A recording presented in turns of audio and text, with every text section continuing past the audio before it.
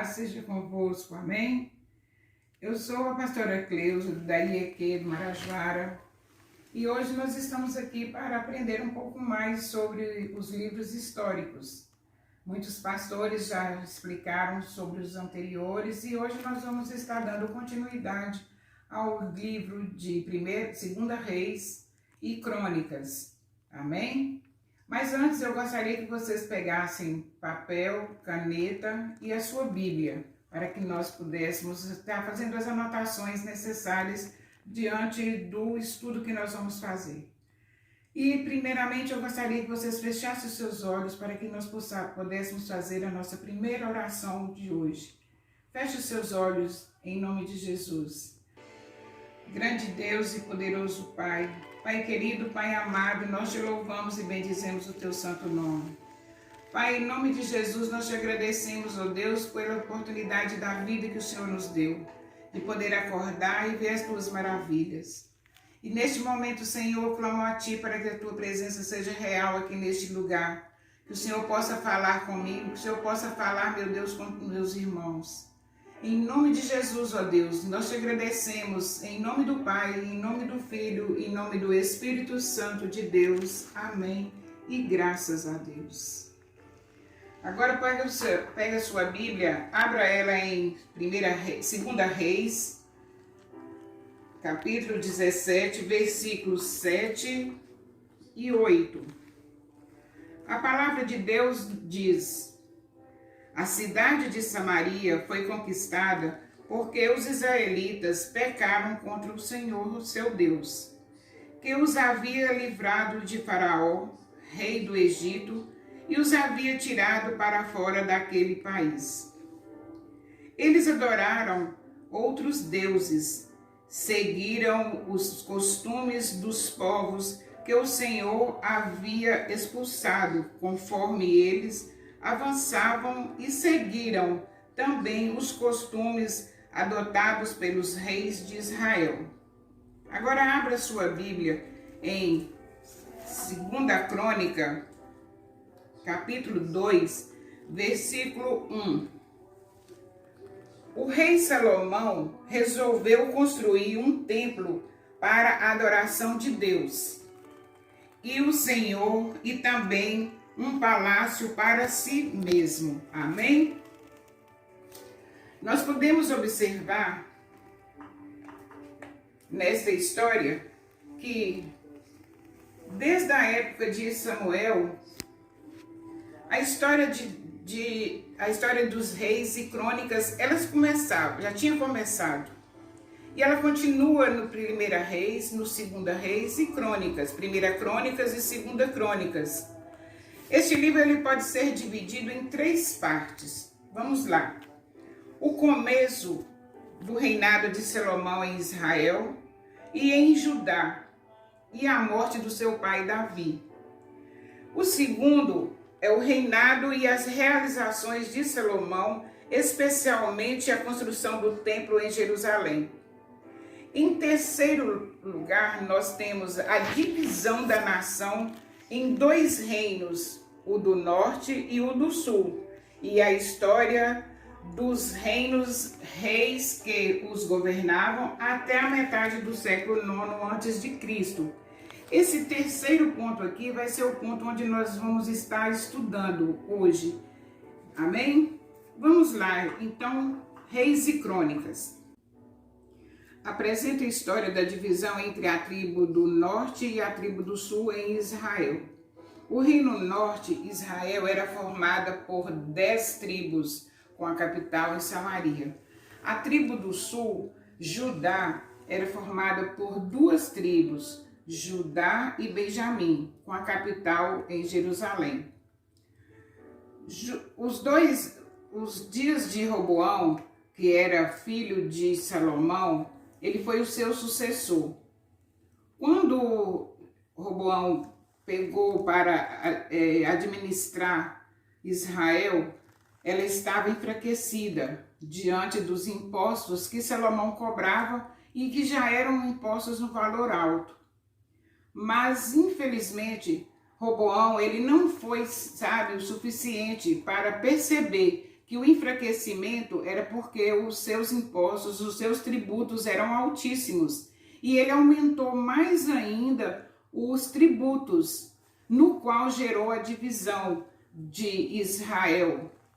Israel saiu da tribo norte e houve essa divisão, a tribo do sul e a tribo do norte.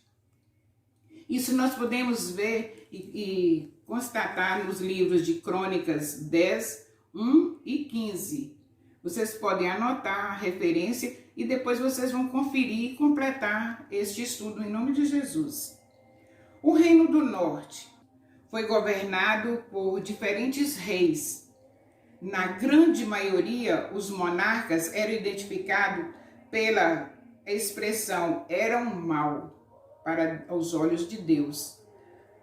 Por que eles eram maus? Porque eles não obedeciam às leis de Deus. Eles traziam tristeza para o coração de Deus.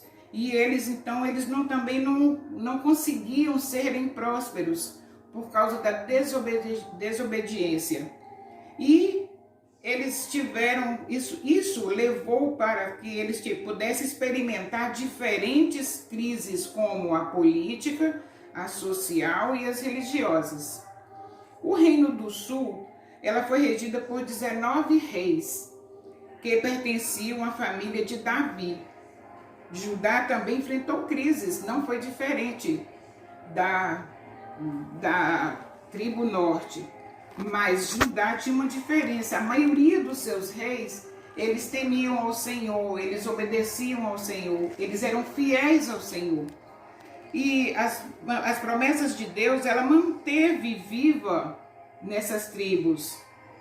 E Deus, ele cumpriu as suas promessas, nos lembrando acerca delas o registro histórico do seu povo, líderes, profetas e sacerdotes e reis. Vamos lá. Os nomes das pessoas, do passado de Israel. Deus estabeleceu uma verdadeira herança do seu povo, que eram todos da família em Adão. Uma nação em Abraão, um sacerdócio sob Levi e um reinado sob Davi, que formava uma unidade nacional e espiritual do povo que foi importante para a reconstrução da nação. O relacionamento de Davi foi um relacionamento verdadeiro, foi um relacionamento que agradava a Deus, agradava ao Senhor.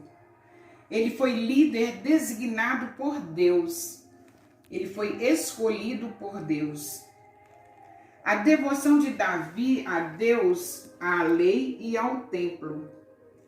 A verdadeira adoração do povo é a justiça, e a justiça estabelece padrão segundo o qual o rei escolhido por Deus deve andar.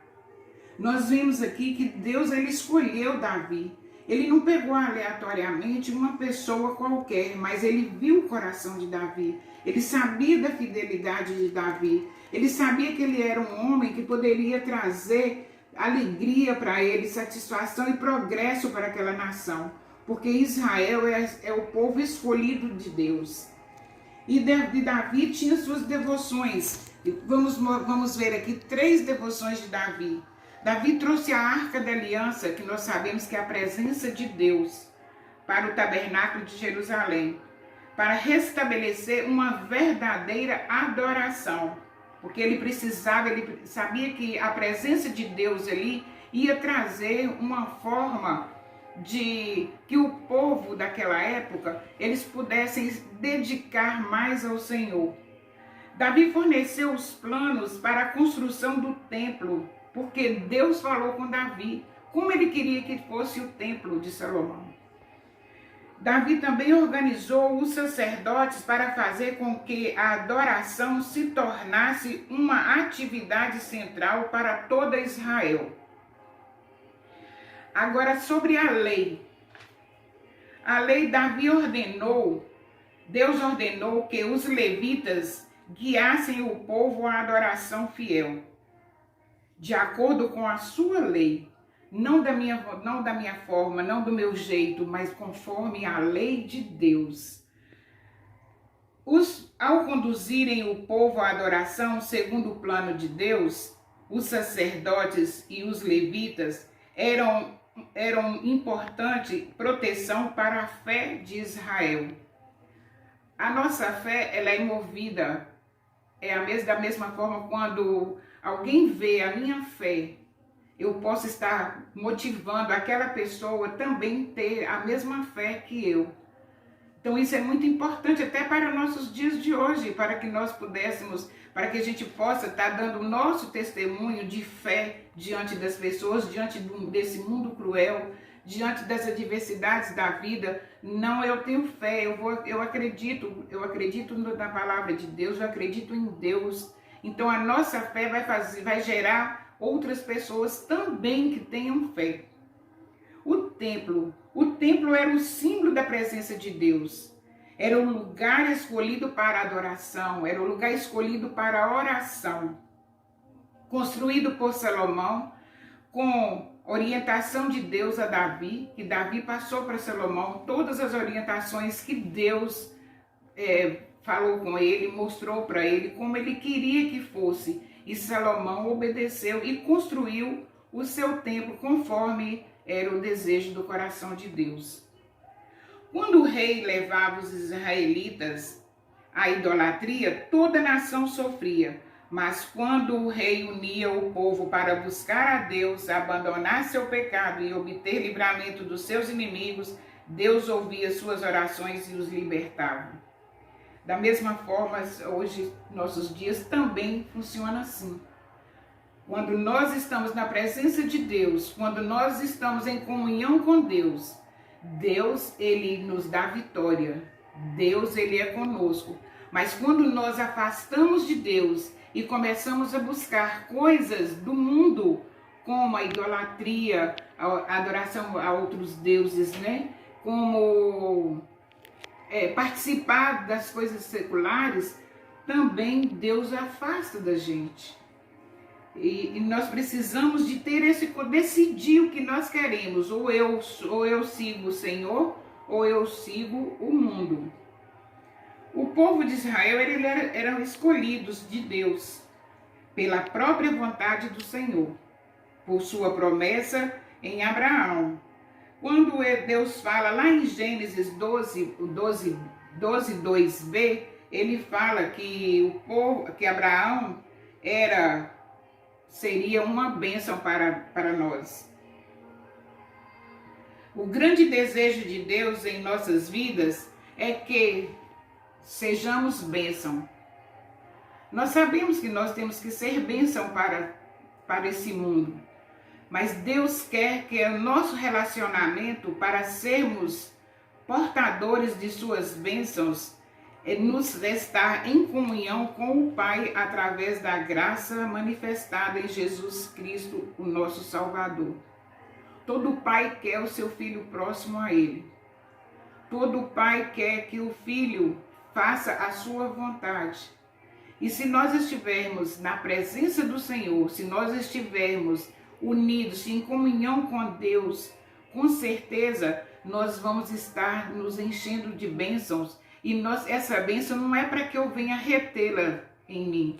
Eu preciso estar sendo bênção na vida das pessoas, porque automaticamente Deus, ele vai agir em nossas vidas. Ele vai derramar mais bênçãos sobre nossas vidas. E através de quem? Através do nosso Senhor Jesus. Por isso, os 10 mandamentos são completos. 6, ela fala do relacionamento com o nosso próximo. 4, ela fala do relacionamento com Deus. Podem observar, depois vocês peguem a Bíblia e olhem lá em Mateus 22, 34, 40. Que Jesus, ele resumiu em 2, simplesmente eles são 10, ele resumiu em 2 mandamentos. Ame ao Senhor, o seu Deus, de todo o seu coração, de toda a sua alma, de todo o seu entendimento. E ame o seu próximo como a ti mesmo. Pode conferir lá em Mateus 22, 34 e 40. No contexto anterior, nós conhecemos uma visão panorâmica do livro de 1 Reis, no ponto de partida para o segundo livro de Reis. O povo de Israel está dividido em duas nações, o Reino do Norte, composto de 10 tribos, e é chamada, no contexto bíblico, de Israel. E o Reino do Sul, composto de duas tribos, chamadas de Judá. No Reino Sul se encontra a cidade de Jerusalém como centro de adoração a Jeová, a sede da monarquia do Sul. No Reino Norte foram estabelecidas duas cidades, Dan e Betel. Mas para que isso? Para que essas duas cidades foram escolhidas, pastora? Para simplesmente serem adorados os bezerros os bezerros de ouro, que seria idolatria, que não agrada ao coração de Deus. E tinha como capital do império Samaria. E isso foi uma ruína para Samaria, porque Samaria depois ela foi perdendo as suas características, ela foi perdendo as guerras e foi dominada por outro país. Ainda nos concentrando apenas nos reis narrados no texto bíblico, nós vamos encontrar os últimos 11 reis de Israel e os 15 reis e uma rainha de Judá. Apenas em Judá vamos encontrar reis que a Bíblia diz que fizeram o que o Senhor aprova. Todos os reis do norte seguiram o caminho de Roboão, fazendo as 10 tribos de Israel pecarem. Alguns personagens que se destacaram no sul: Joás, Josias e Atalaia. Josias promoveu a reforma religiosa e restaurou o templo. No seu reinado foi encontrado o livro da lei, o último rei de Judá que o Senhor aprova. Atalaia era filha de Acabe e Jezabel. Tentou exterminar todos os filhos da linhagem real. Foi morta por Joás. No Reino Norte, destaca o rei Jeú, que conspirou contra a família de Acabe. Matou o rei Jorão e sua mãe Jezabel. Promoveu a reforma religiosa, terminando o culto a Baal e matando seus sacerdotes. Porém, insistiu no erro de Jeroboão. Oséias foi o último rei de Israel, derrotado por Salmanassé. A estrutura, vamos ver. Da mesma forma do livro de 1 Reis, o texto se alterna entre os reinos norte e sul, com mais atenção para o reino norte, enquanto os dois existiam. Os 8 primeiros capítulos são praticamente dedicados ao ministério de Eliseu, que era sucessor de Elias. Tanto um como o outro foram profetas do reino norte e foram vozes do Senhor. Para denunciar o afastamento de Acabe dos caminhos do Senhor e mostrar a Israel que Jeová é Deus e não há outro. A mensagem teológica de Crônicas pode ser resumida em diversas maneiras, como algumas preocupações são proeminentes entre o povo de Deus, o rei e o templo, e também as bênçãos e as condenações divinas. Vamos lá ver o povo de Deus.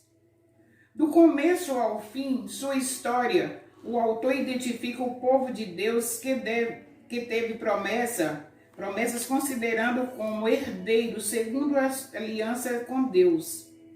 A proeminência ou seja, a importância, a excelência, aparece em seu uso frequente da expressão todo Israel.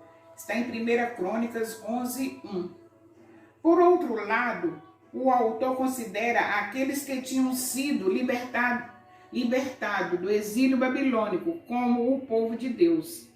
Os representantes das tribos de Judá, Benjamim, Efraim e Manassés, que haviam sido retornados, eram o povo escolhido. Nós podemos achar isso em 1 Crônicas 9:3. Anotem, por favor. Por outro lado, o autor considerava a restauração de Israel incompleta. Vamos ver o segundo ponto, o rei e o templo. Esses livros apresentam o povo de Deus organizado em torno de duas instituições centrais, o trono davídico e o templo em Jerusalém. A linhagem de Davi havia sido escolhida por Deus como dinastia perpétua sobre a nação e o relacionamento do trono de Davi, fora o amor e a bênção para Israel.